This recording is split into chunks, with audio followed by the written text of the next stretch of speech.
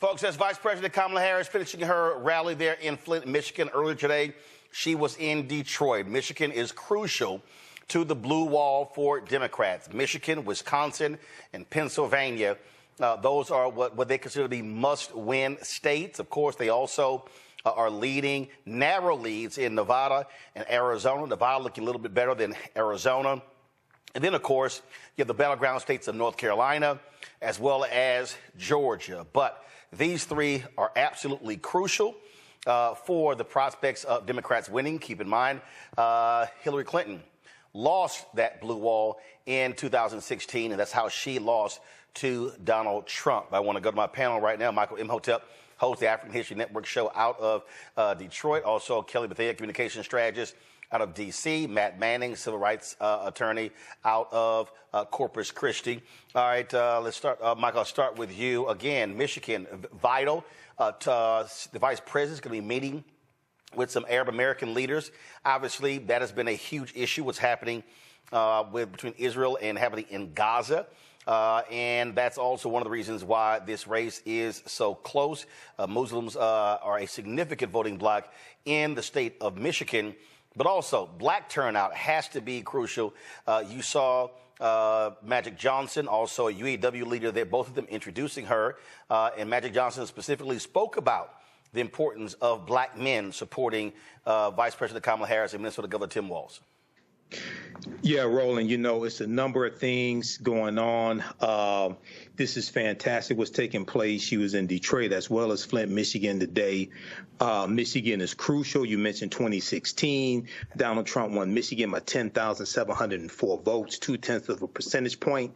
I want to point out that there were 50,000 people who voted in Michigan who voted down ballot but left the top of the ticket blank. Okay?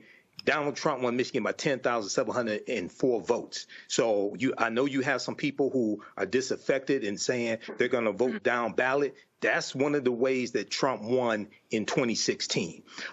Two, I think it's important for Vice President Kamala Harris to meet with Arab leaders as well. There was a piece that came out from ABC News this morning. There was a poll that came out. Israelis broadly favor Trump over Harris. And it was something like about 54% of Israelis prefer Trump over Harris. We know that Benjamin Netanyahu wants Trump back in office. So as I posted on social media today, voting non-committal is stupid. I'm just going to put that on the record. Voting non-committal is stupid. I understand people are concerned about Palestine, but you have to look at the big picture. Donald Trump has already said he will withdraw all humanitarian support to Palestine.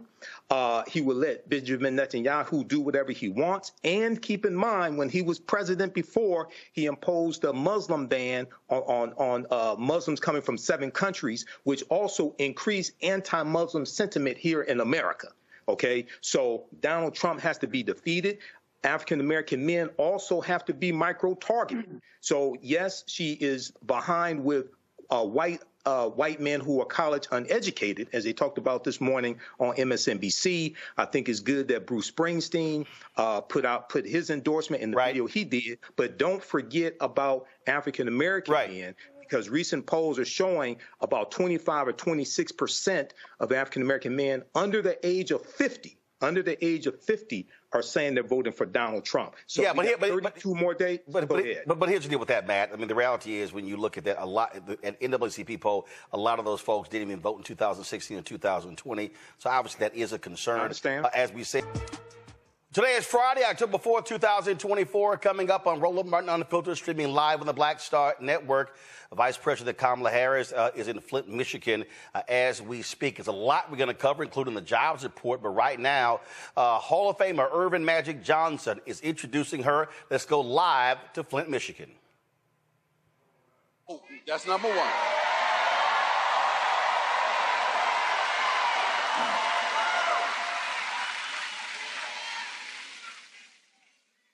Kamala's opponent promised a lot of things last time to the black community that he did not deliver on.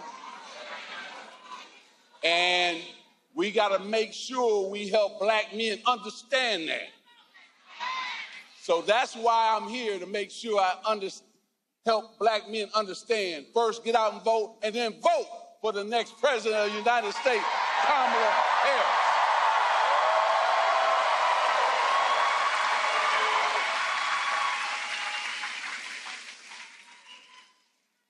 She's for women's rights to make their own decision with their body. We got to clap for that.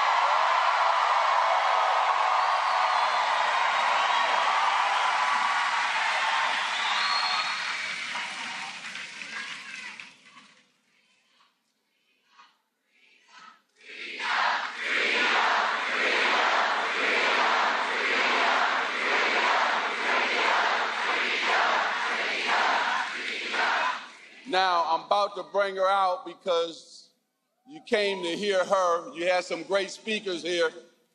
I see the UAW president. I was really blown away because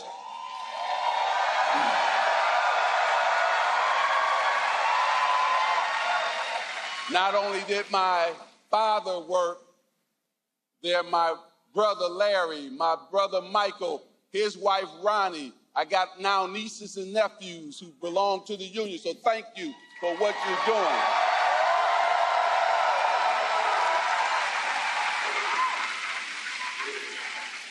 She's always been for labor and union. Kamala Harris has always been for labor and union. And that's never going to change. Now, this is the year for women. Hold on. We just saw what Mexico did. Elected its first woman president ever.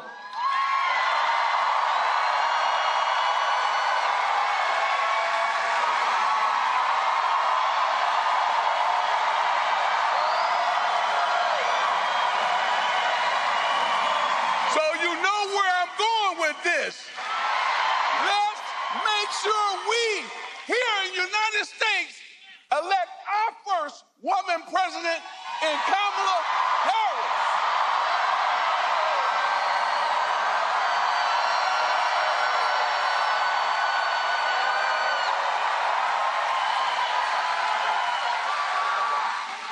Thank you, Michigan, for allowing me to come home. I always love coming home. But the main thing here is we gotta do a lot of work before November the 5th to elect Kamala Harris as our next president of the United States. So please, we're gonna be motivated when you leave here, but let's go to work. When we fight, when we vote, God bless you. Thank you. We fight for a future where we protect the fundamental freedom to organize. We fight for a future where workers, all workers, are treated with dignity and respect. A future where we tap into the ambition and the aspirations of the American people and build what I call an opportunity economy, so that every American has an opportunity to buy a home, start a business, build wealth, intergenerational wealth for their family. Over the last 3.5 years, our nation has seen historic small business creation as an example of that focus. In Michigan alone, we have seen more than 500,000 new small business applications. And when I am president, I plan to build on that progress and that success, including by raising the startup deduction, tax deduction for small businesses from $5,000 to $50,000 to help more entrepreneurs start a small business. I'll tell you guys, my sister and I were raised by our mother who worked very hard, and we lived on an apartment above a daycare center. And it was run by and owned by the woman that we called our second mother, who lived 2 houses down. She was a small business owner, and her name was Miss Shelton. And I grew up as a child knowing about who our small businesses are, right? They're leaders in the community, they're civic leaders, they hire locally, they train. And so that's one of the reasons I'm focused on small businesses, as part of how we lift up the middle class in America's economy. We need to also build more housing in America. Housing is too expensive. My mother saved up for years until I was a teenager when she was able to buy our first home. And right now we have a serious housing shortage in America, and that's part of what is driving up costs. And so we're going to cut red tape. We're going to work with the private sector, and we'll build 3 million new homes by the end of my first term.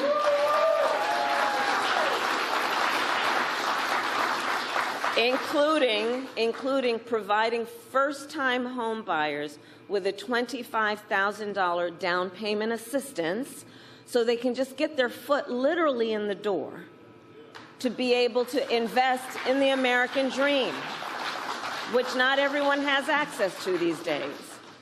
We need to lower the cost of living because, look, our economy, while we're making good progress, just this morning, in fact, we got a solid jobs report. Over 250,000 jobs created last month. Unemployment fell. And just a few weeks ago, the Federal Reserve cut down interest rates, which is going to be great for a lot of folks. But there's still more work we need to do. Prices for everyday things like groceries are still too high. You know it and I know it. And so we have a plan to lower costs on everything from health care to groceries, including what I've done in my career as Attorney General, which is we got to take on corporate price gouging.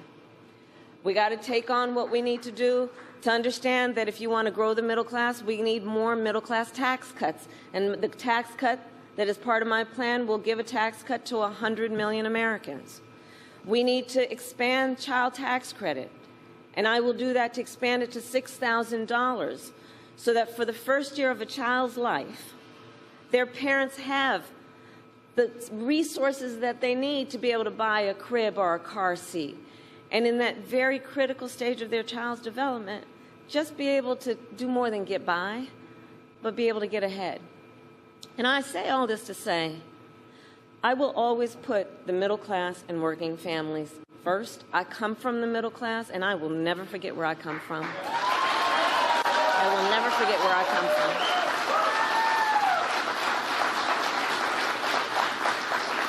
And we know we cannot have a strong middle class without American manufacturing. Over the last 3.5 years, we brought manufacturing back to America.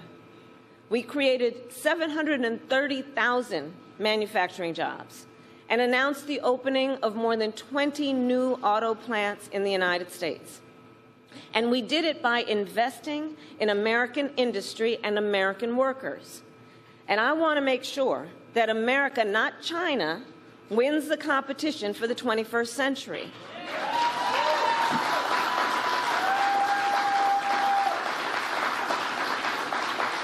So under my plan, we will invest in the industries that built America, like steel, iron, and the great American auto industry.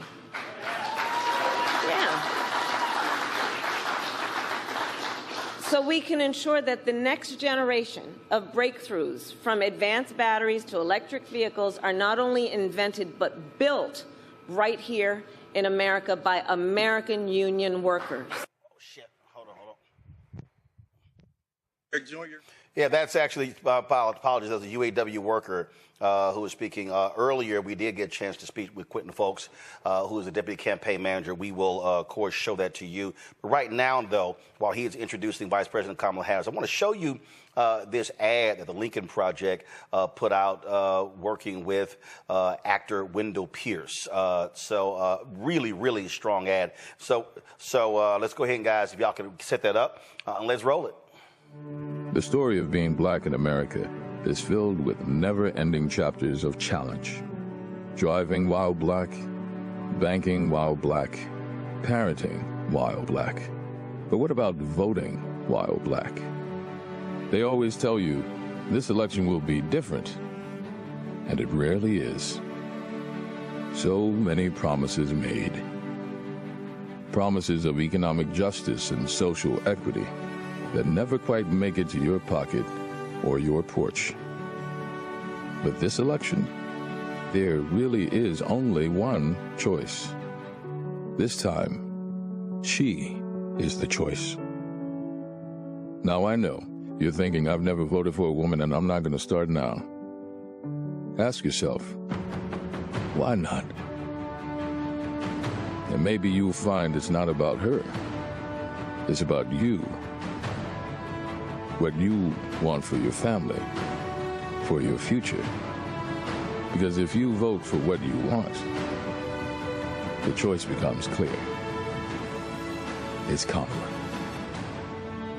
Listen to your gut. Your heart is telling you that Kamala Harris is the right person for the job. It's time for courage, for boldness. It's time to come together for change. It's time to be a man. Vote for a woman.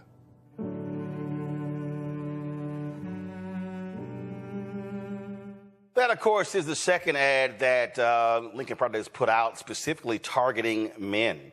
Of course, Sam Elliott, the actor, did one earlier. We showed that to you last week, and it speaks volumes, if you will, because when you look at men in terms of who are voting, Vice President Kamala Harris is behind white men, Latino men, and also we're showing the numbers with black men. Some polls are showing anywhere from 16 to 26%.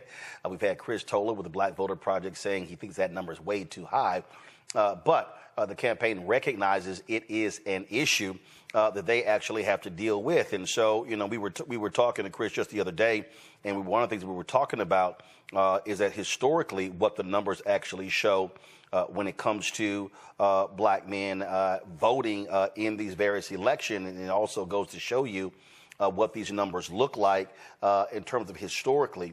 The lowest Republicans have ever gotten was 5% in 2008 when President Barack Obama ran. And so, again, this is an issue that the campaign really has been confronting, has really been dealing with. So this is the chart right here. And so there's no coincidence. We had those two black men who were introducing Vice President Kamala Harris, who now has come out in Flint, Michigan. Let's go live to that rally. Good evening, Michigan!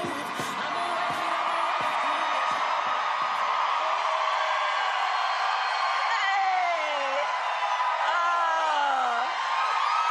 Oh, it's good to be back in Michigan.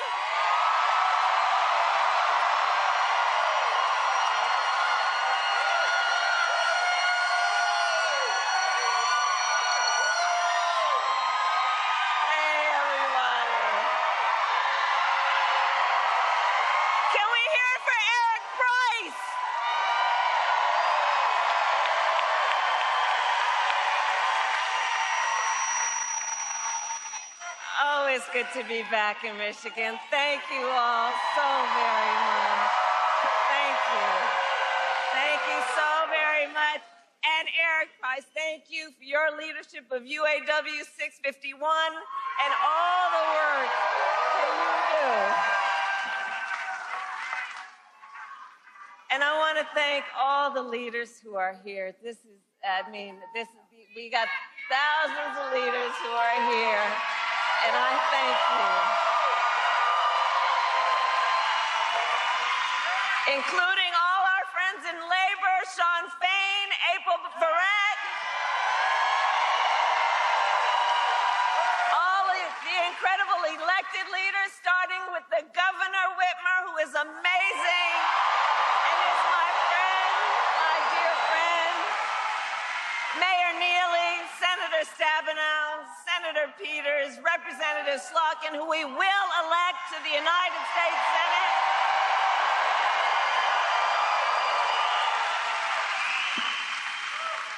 And did you all see Magic Johnson? Remember his number? 32. Today we got 32 days until the election.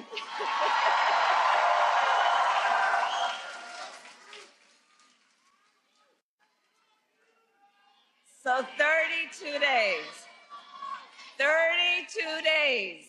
Okay, we got some business to do. All right. 32 days. And we know we will do it.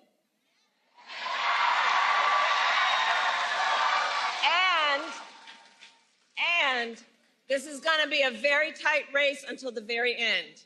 This is going to be a very tight race until the very end. We are the underdog, and we know we have some hard work ahead. But here's the thing about us. We like hard work. We like hard work. Hard work is good work. Hard work is good work. And with your help in November, we will win. We will win. We are not playing around.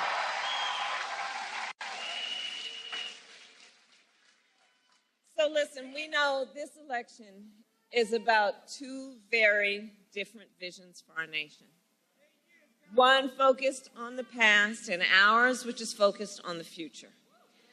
We are fighting for a future where we tap into the ambitions and the aspirations of the American people and build what I call an opportunity economy, so every American has an opportunity to own a home, build wealth, start a business.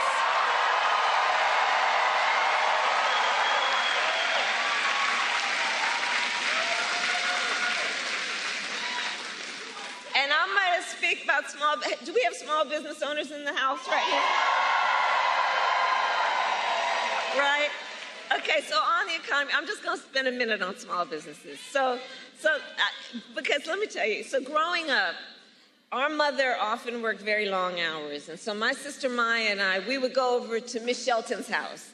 Miss Shelton was from Louisiana, and we called her our second mother. And Miss Shelton was a small business owner. And so from being a child, I know who our small business owners are. They are community leaders, civic leaders. They mentor. They hire locally. They build up the community. They are part of the fabric of the community.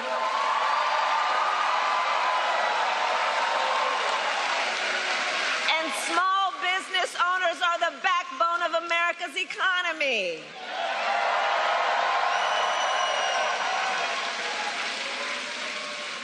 So, in my plan to build an opportunity economy, one of the things I will do is raise the startup deduction from $5,000 to $50,000 to help entrepreneurs start their small business. You heard Eric talk about it. We need to build more housing in America. You know, my mother saved up for years to buy our first home. I was a teenager by the time she saved up enough to do that. And right now we know there's a serious housing shortage in our country, and it is part of what is driving up costs. So we will cut the red tape and work with the private sector to build 3 million new homes and provide first-time home buyers with a $25,000 down payment assistance,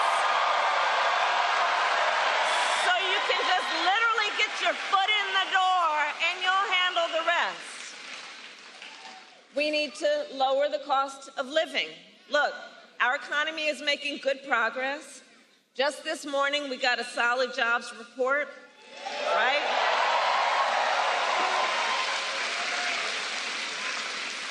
Over 250,000 jobs created last month. Unemployment fell. And just a few weeks ago, the Federal Reserve cut interest rates, which helps.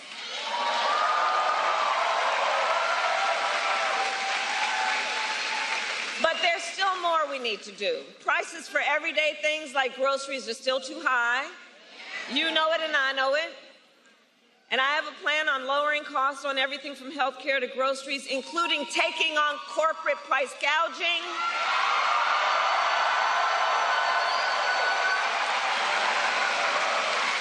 Because as Attorney General, I saw what happens where there are a few of them, not everybody, but those who take advantage of desperate people, in particular in the middle of an emergency. There needs to be consequence. I will give a tax cut to 100 million Americans, including $6,000, extending and expanding the child tax credit. So during the first year of a child's life, young parents have the support they need to be able to buy a car seat, to buy a crib, to take care of their child during that first year of their life, knowing it's about setting them on a path to do everything they have a natural desire to do. And look, I say all this to say, I will always put the middle class and working families first. I come from the middle class, and I will never forget where I come from. I will never forget where I come from.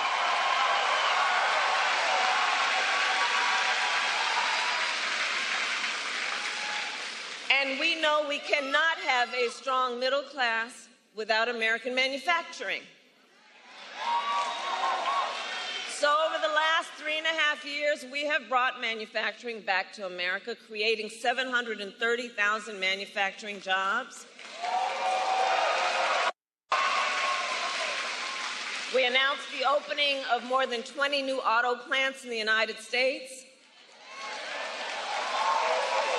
And we did it by investing in American industry and American workers.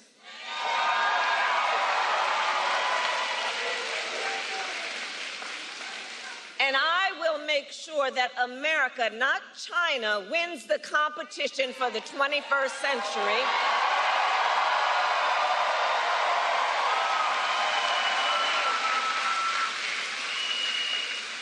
Which is why, under my plan, we will invest in the industries that built America, like steel, iron, and the great American auto industry. I see you, Sean.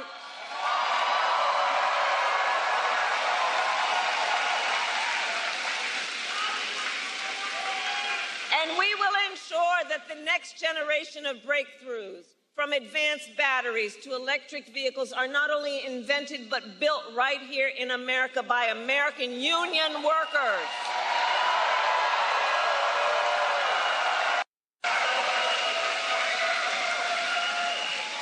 And Michigan, let us be clear, contrary to what my opponent is suggesting, I will never tell you what kind of car you have to drive. But here's what I will do. I will invest in communities like Flint.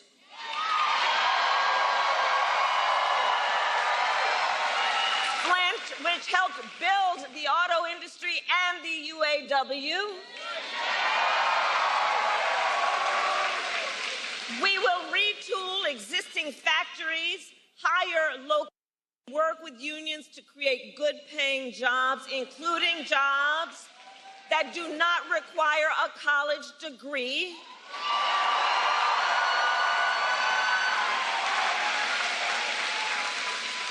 Because we understand a college degree is not the only measure of whether a worker has skills and experience to get the job done.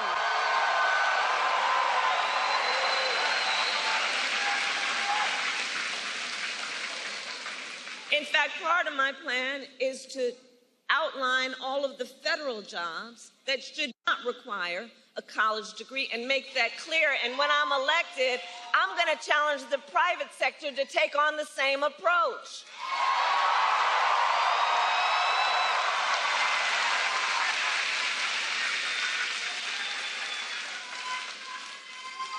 And then there's Donald Trump.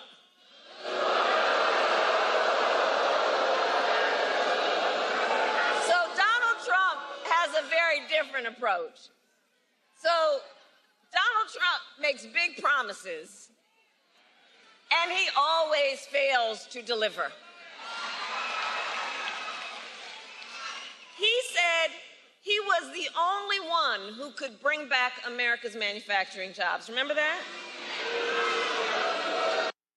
And then America lost nearly 200,000 manufacturing jobs when he was president. Including tens of thousands of jobs in Michigan.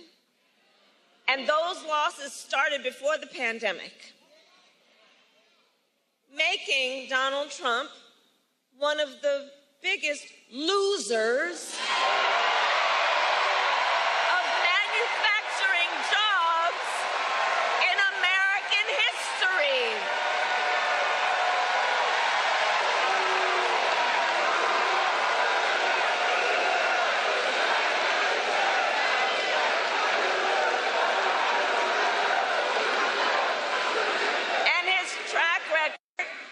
The auto industry was a disaster. He promised workers in Warren that the auto industry would, I'll quote, not lose one plant during his presidency.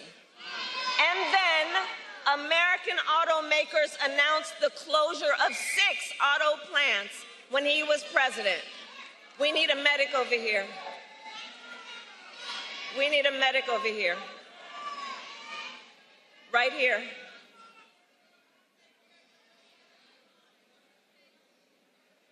Okay, can everyone part so the medic can come through, please?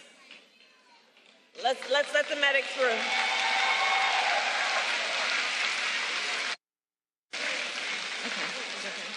Okay. Okay. He's okay. All right.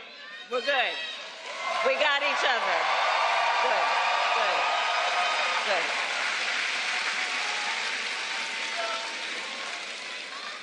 So, remembering again what Donald Trump talked about versus what he did, then automakers, American automakers, announced the closure of 6 plants when he was president, including General Motors in Warren and Stellantis in Detroit.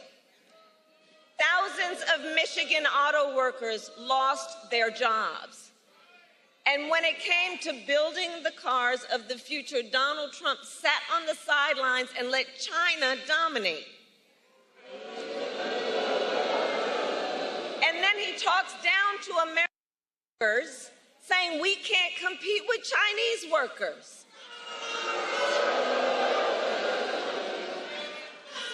And make no mistake, Donald Trump is no friend of labor. He encouraged automakers to move their plants out of Michigan so they could pay their workers less. And when the UAW went on strike to demand higher wages that they deserved, Donald Trump went to a non-union shop, don't forget. And he attacked the UAW. And he said, striking and collective bargaining don't make, quote, a damn bit of difference. About striking workers that you should fire them. That's how he talks about union labor. That's how he talks about workers. But Flint, we know strong unions mean higher wages, better health care, and greater dignity for union members and for everyone.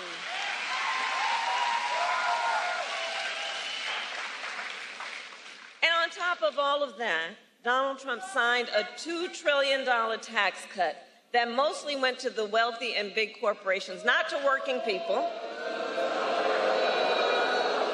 And now he is making the same empty promises to the people of Michigan he did before. But we will not be fooled. We will not be gaslighted. Donald Trump's track record is a disaster for working people.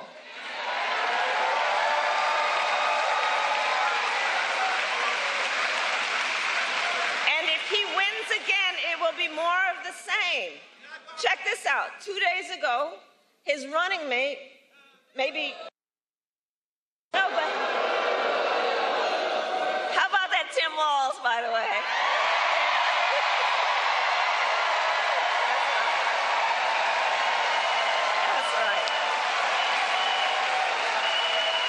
So 2 days ago, Donald Trump's running mate suggested that if Trump wins, he might let the Grand River Assembly plant in Lansing close down. The same plant that our administration helped save earlier this year along with 650 union jobs.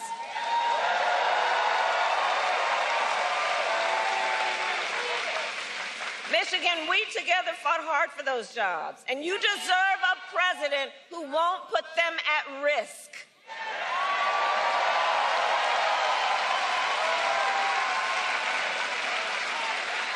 And for anybody watching, if you want to learn more about Donald Trump's plans, just Google Project 2025. It is a detailed and and dangerous blueprint for what he will do if he is elected president. Donald Trump will give billionaires and corporations massive tax cuts, attack unions, cut Social Security and Medicare, and impose a Trump sales tax, a 20% tax on everyday basic necessities, which will cost the average family nearly $4,000 a year. And on top of all this, Donald Trump intends to end the Affordable Care Act. Even after he tried to repeal it time and time again when he was president, and still has no plan to replace it. You watched the debate. You watched the debate. You saw that. He quote, has concepts of a plan. Concepts. No, you know, I have said that I do believe he is an unserious man. And the consequences of him being president again are absolutely critically serious. Because think about it, even on health care, he has a concept of a plan. So he's going to threaten the health insurance of 45 million people in our country based on a concept? To take us back, you remember that? When insurance companies could deny people with pre-existing conditions? Remember what that was like? Well, Michigan, we are not going back. We are not going back. We're not going back. We are not going back. No, we are not going back. No. Because we will move forward. Ours is a fight for the future. Ours is a fight for the future. And ours is a fight for freedom.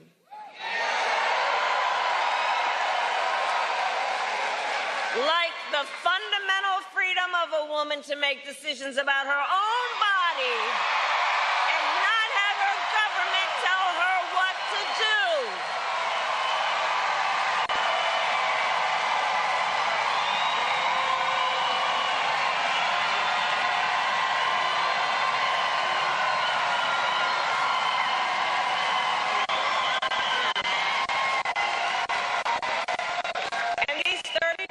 Out from the election, it's important that we remind people how we got here. Donald Trump handpicked 3 members of the United States Supreme Court with the intention that they would overturn Roe v. Wade, and they did. And now more than 1 in 3 women in America lives in a state with a Trump abortion ban. Many with no exceptions, even for rape and incest, which is immoral. And when Congress passes a bill to restore reproductive freedom,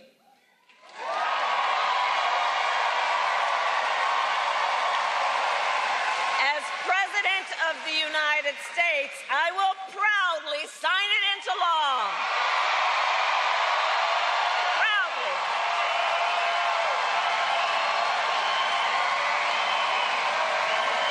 And here's what I want to say.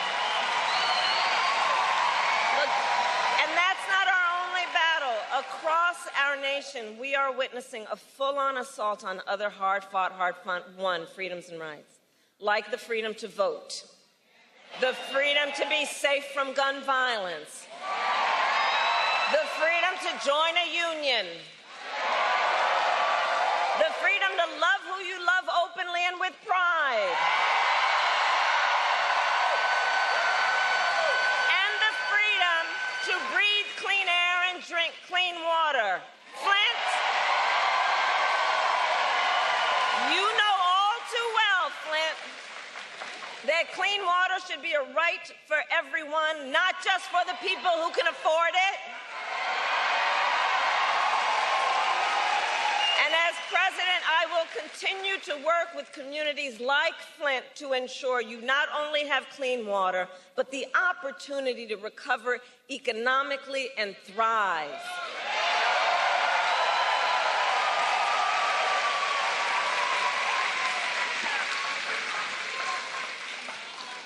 Michigan, it all comes down to this.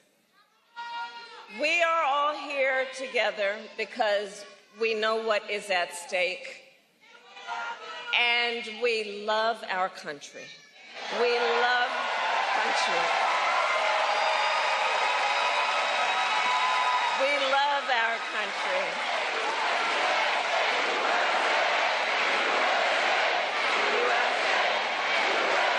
We love our And because we love our country, we know it is one of the highest forms of patriotism to then fight for the ideals of our country and to fight to realize the promise of America. That's what this is about. That's what this is about.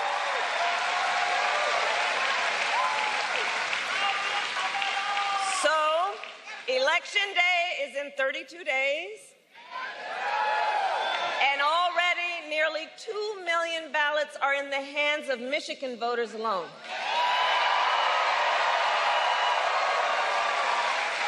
So if you have received your ballot, please do not wait. Fill it out and return it today. Early voting starts statewide on October 26th. And now is the time to make your plan to vote. Because, folks, the election is here. The election is here. And we need to energize, organize, and mobilize. And remember, your vote is your voice, and your voice is your power. So, Flint, today I ask, are you ready to make your voices heard? Do we believe in freedom? Do we believe in opportunity? Do we believe in the promise of America? And are we ready to fight for it? And when we fight, we win. God bless you, and God bless the United States of America.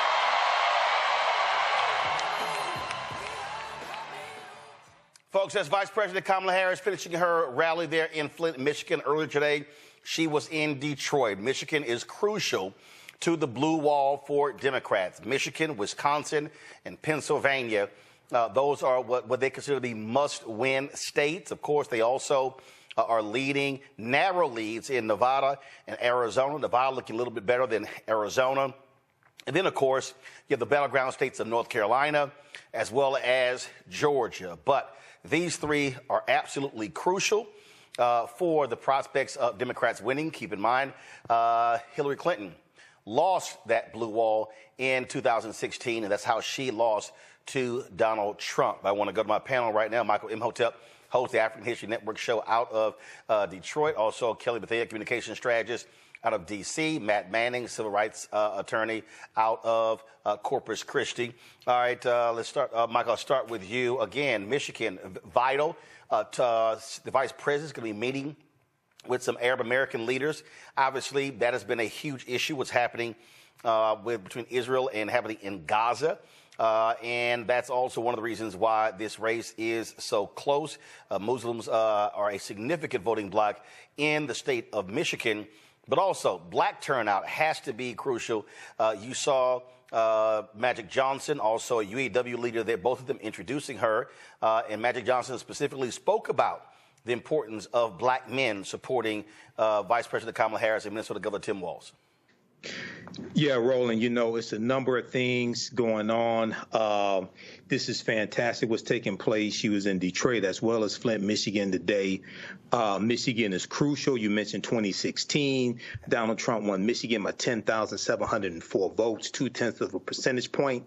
I want to point out that there were 50,000 people who voted in Michigan who voted down ballot but left the top of the ticket blank. Okay? Donald Trump won Michigan by 10,704 votes. So I know you have some people who are disaffected and saying they're going to vote down ballot. That's one of the ways that Trump won in 2016. Two, I think it's important for Vice President Kamala Harris to meet with Arab leaders as well. There was a piece that came out from ABC News this morning. There was a poll that came out. Israelis broadly favor Trump over Harris. And it was something like about 54% of Israelis prefer Trump over Harris. We know that Benjamin Netanyahu wants Trump back in office. So as I posted on social media today, voting non-committal is stupid. I'm just going to put that on the record. Voting non-committal is stupid. I understand people are concerned about Palestine, but you have to look at the big picture. Donald Trump has already said he will withdraw all humanitarian support to Palestine. He will let Benjamin Netanyahu do whatever he wants. And keep in mind, when he was president before, he imposed a Muslim ban on Muslims coming from 7 countries, which also increased anti-Muslim sentiment here in America. Okay, so Donald Trump has to be defeated.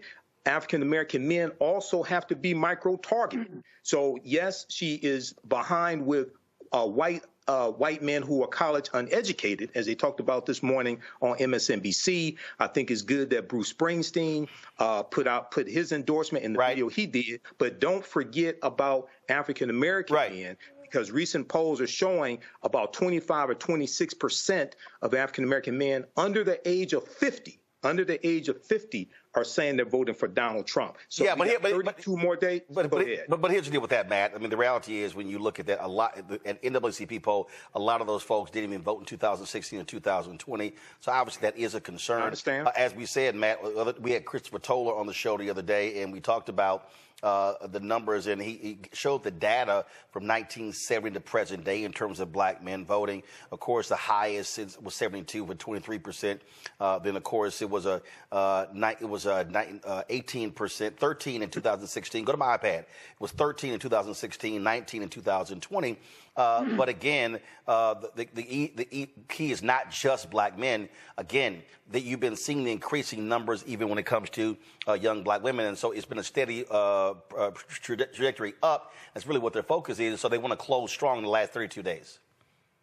I think that's right. And it's interesting you say that, because I saw a headline today that said women, despite whether they're black or white, are generally becoming more liberal, is what the study that I saw was mentioning. So I think there's a question of, one, you're right that that's what they're doing in these final days, but I think there's a question of how many of those voters are going to come out and vote, for Harris Walls the way that they need to. And, polling is kind of a tough thing, because you just obviously never know exactly what's going to happen. But I think especially following that vice presidential debate, that's not going to really move the needle.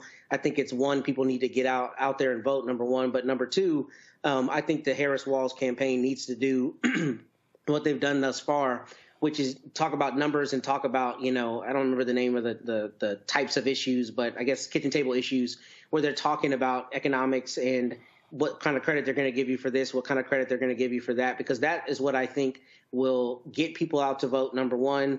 And number two, if there really are people who are truly undecided at this point, get them over the fence, because once they see deliverables, that's really what I think will turn the tide for those who have not decided which lever they're going to pull yet.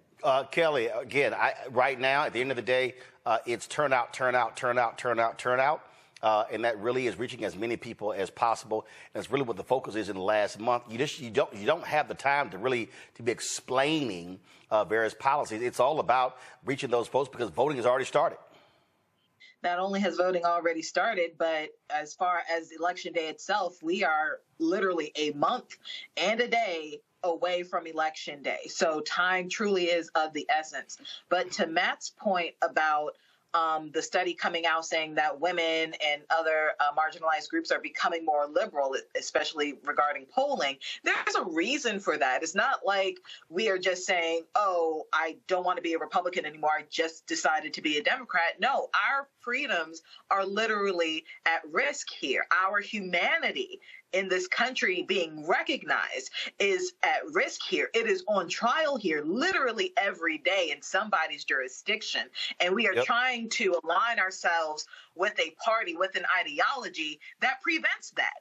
frankly, so we can live. And when you look at the right, I don't care if you want, lower taxes and you're more of a capitalist than a tree hugger or whatever you think the stereotypes are for either side. It almost is irrelevant when you have one side that is so against your presence on this planet, specifically in this country. It makes no sense to be aligned with that type of ideology so long as the powers that be are coming out against your humanity. So there's a reason for studies showing these findings. It's not just, oh, I like Harris. I see a woman and I want a woman to be president. No, our freedoms are literally on the line, and we have less than 30, or we have exactly 31 days to decide whether our humanity is worth fighting for. Folks, and a little bit later in the show, we're going to be chatting with my interview I did with Quentin Folks, who's the deputy campaign manager for the campaign of Vice President Kamala Harris and Governor Tim Walz. So we'll have that for you. For everything. Visit our website, AfricanHistoryNetwork.com, AfricanHistoryNetwork.com. You can register for the online history classes that I teach. We deal with thousands of years of history. I teach 2 online history classes, Saturdays 4 p.m. to 6 p.m. and Sundays 4 p.m. to 6 p.m. Saturdays is Ancient Kemet, the Moors, and the Ma'afa, understanding the transatlantic slave trade, what they didn't teach you in school. And then on Sundays, Black resistance movements, from Christopher Columbus to the Haitian Revolution and the Black Power movement, 1492 to 1968. So we have classes coming up this weekend. Classes on sale, $80. We do the sessions live. All the sessions are archived and recorded. You can go back and watch it any time. We have a bundle pack of courses. You can register for both classes also. I do a PowerPoint presentation. We have book references, articles, video clips. Even after the course is over with, you still have access to the full class. You can go back and watch it anytime. And then Ancient Kemet, the Moors, and the Ma'afa, understanding transatlantic slave trade. That meets this weekend also. You can we have the course outline here that you can download as well. So it gives you a lesson plan for each class session. There's about 100 articles that we reference. The first class is about 200 slides, 15 books that we reference. You don't have to buy any of the books to follow along in class. Click right here to download the lesson plan also, okay? I show you it's a very visual class, so I show you the excerpts of the books right on the screen, all right? Okay, so the content is PG-13. You can use this with your children as well. I don't do a lot of cursing. It's not overly vulgar or anything like that. It's nothing like that, okay?